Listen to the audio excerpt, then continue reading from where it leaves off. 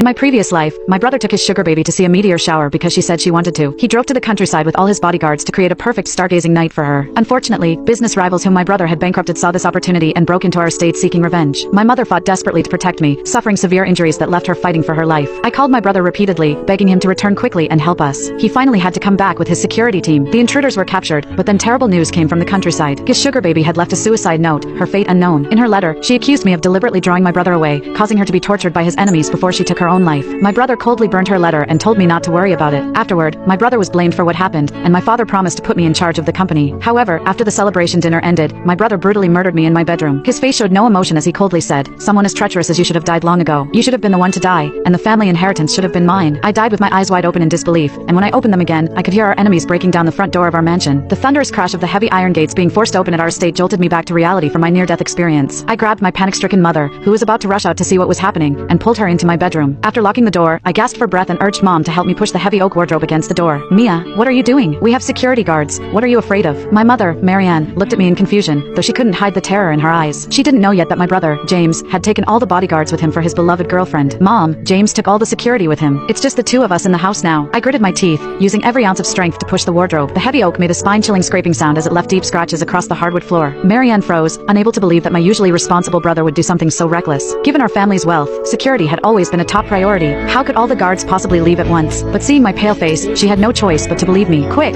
call your brother and tell him to come back immediately," Marianne urged, her voice shaking. I remained silent, eyes fixed on the door barely blocked by the wardrobe. With trembling fingers, I dialed 911, briefly explaining our situation and address. I couldn't trust James to be our first line of rescue, especially since in my previous life, he had returned too late, causing my mother to miss the critical treatment window and die. After hanging up, my heart sank. Recent heavy snowfall had blocked the roads, and our hillside estate was quite a distance from the nearest police station. I dreaded to imagine what might happen before the police arrived. Bang! A violent crash shook the door. I instinctively pressed my body against the wardrobe as fear rushed through me. Just then, Marianne's call to James connected. "James, come home quickly. There are intruders in the house." Marianne's voice broke with tears. James's impatient voice came through the speaker. "Come on, Mom, stop making things up. I'm still waiting for the meteor shower with Michelle. I'll be back tomorrow." "I'm not lying. There really are intruders. Come back quickly, or you'll be collecting our bodies," Marianne practically screamed. James's tone grew even colder. "I know you don't like Michelle, but there's no need to make up such stories to scare me. And tell Mia Cooper that she should stop playing these little games. I won't fall for it again." Hearing these words, my heart completely sank. It seemed my brother had also been reborn, but why would he think this was a lie I made up? In my previous life, he had witnessed with his own eyes how those thugs tortured Mother and me. Why was he being so cold this time around? Just because of Michelle Peterson? Just because she casually said Mia did it on purpose in her suicide note? Heavy footsteps approached outside the door. Then the door was hit even more violently, making the wardrobe start to scrape across the floor with a piercing noise. We watched helplessly as the wardrobe's defense gradually failed until, crack, a corner of the wardrobe splintered under